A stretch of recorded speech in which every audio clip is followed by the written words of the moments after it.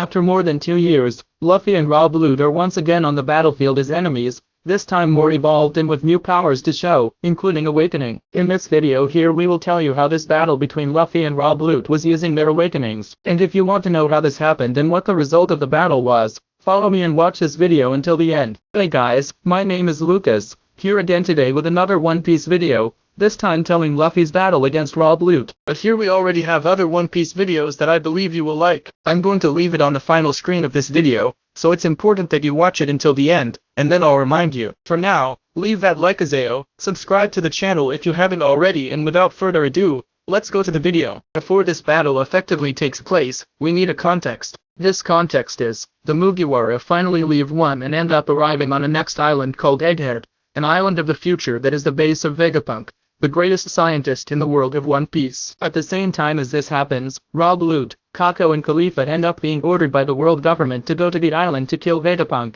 That's right, they were ordered to kill the greatest scientist in the world and return Seraphim of Kuma to the island. For this they end up receiving the information that Vegapunk is no longer just one person. He ended up dividing himself into 7 bodies to put into practice all his ideas or all his inventions, something he would not be able to do if he were a single person. So their mission is to kill all of them, including the original Vegapunk or his original body. Already in Egghead, Lucci and his group end up finding the real Vegapunk, who in turn already knew he was going to die or that there was a high chance of dying because he had studied about the energy of the ancient kingdom, something that was forbidden or that is forbidden by the world government, even to the greatest scientist in the world. Then he talks about his dreams and asks Lucci and the others to leave the island with him on board, which Lucci accepts without too much trouble. After all, he has a funny head. Meanwhile, Sub-Zero ends up being denied access to the island, as it would be a problem when the world government found out that Vegapunk was harvesting pirates, but more than anything, they already knew what the purpose of Rob Lucci's mission was. They end up ignoring the non-permission to enter the island and use the powers of the Nikyu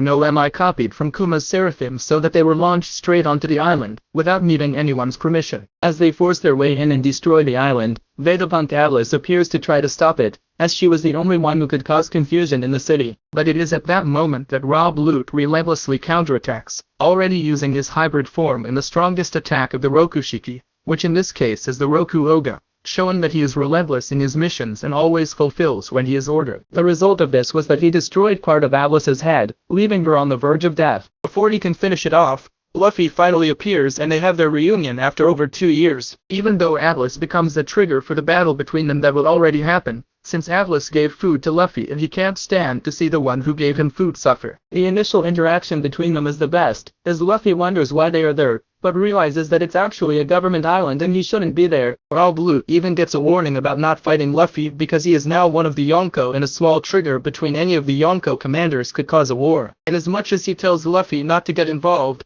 deep down we know that he wanted revenge on what happened in the past and also wanted to show how strong he is, how evolved he is since the last time they faced each other. So as much as he tells Luffy not to get involved, he wants Luffy to get involved so they can fight, whereas Luffy wouldn't let someone who fed him die. This is the perfect setting and trigger for a fight between these two great forces, or for the reunion between these two great forces. As much as essentially the two parties didn't want this conflict, their respective captains weren't even caring what might happen, they just wanted to fight. People are amazed when right away Luffy and Lucci already use all their power. Luffy goes straight to Gear 5 and Rob Lucci shows his awakened form to his Devil Fruit, a new form that has characteristics similar to Luffy in his Nika mode and is totally different from the awakened waves of Impel Down. Here he awakened his fruit and maintained consciousness over his body, and the beasts of Impel Down lost their consciousness in front of the animals contained in their fruits. So there is this difference between these two awakenings. This is even a trigger for Chopper to also have a natural awakening and have true awakenings within the One Piece world. I talk about this in the last video I posted here on the channel about One Piece,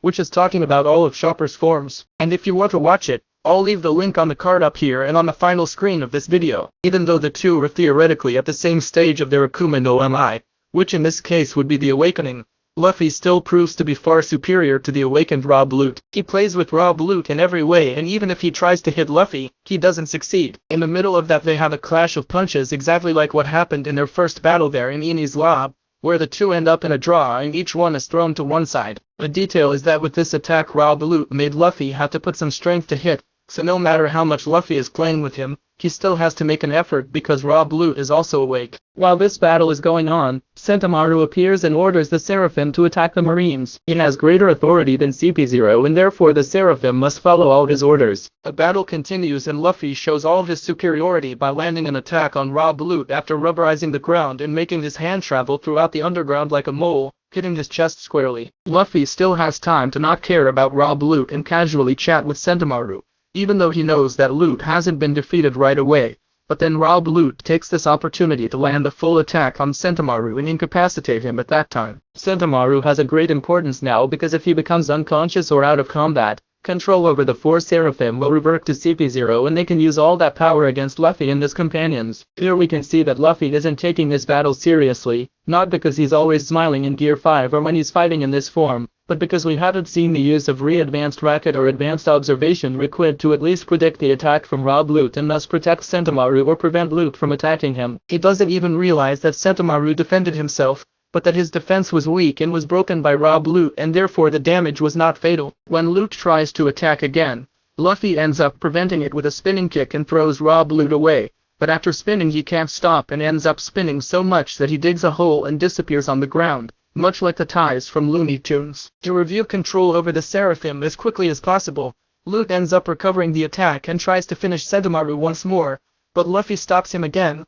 He ends up leaving the ground with the giant head, L.A. Ivankov, and tries to swallow Rob Lucci. That's right, he tries to swallow Rob Lucci. He ends up dodging using Hokashiki and we see Luffy with gigantic stature once again, the Gigantoman. Luffy doesn't give up and spits out every pebble he chewed against Rob Lucci, who in turn ends up defending himself using his meager weaponry. Luffy then propels himself into one of the tubes that he gave elastic properties and shows us or reveals that he has Tomb Force, because he creates glasses out of thin air or his hair, and puts them on his eyes before launching himself with all his strength towards Rob Lucci like a cannonball. Thus, it lands an absurd punch that gives elastic properties to the place it hits, at the same time that it deals absurd damage. Faced with this attack, Rob Lucci ends up spitting a lot of blood and begins to lose consciousness, while wondering what kind of absurd power Luffy has acquired. This attack throws Rob Lucci away, while Luffy can only laugh at this humiliation. This battle ends up being interrupted when Luffy is ordered by Sentomaru to take care of Vegapunk, and with that he goes to the laboratory without finishing Rob Lucci. Here we see that Luffy no longer sees Lucci as an enemy that represents a great danger,